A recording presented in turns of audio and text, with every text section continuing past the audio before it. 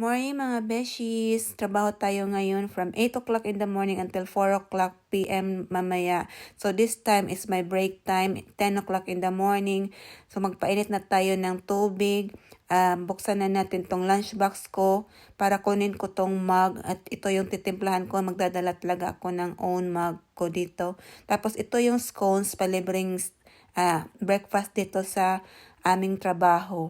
So ito, init na yung tubig.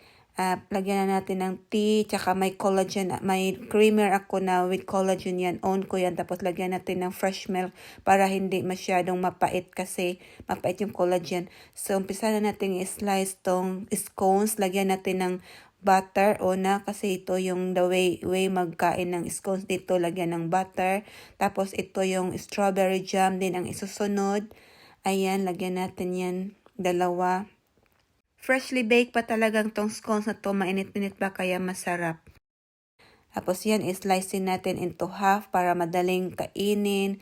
Ayan, kumakain na si Beshies New kasi gutom na siya. Ito yung breakfast niya from last night pa yung last meal niya. So, yan, enjoy siya ng kain. Tapos ito, may titi pa siya, pampatulak, baka mabulunan. Ayun, nag-enjoy na at naubos na rin ang scones breakfast. So, busog na ang beses nyo. Yan lang po. Bon appetit. Bye!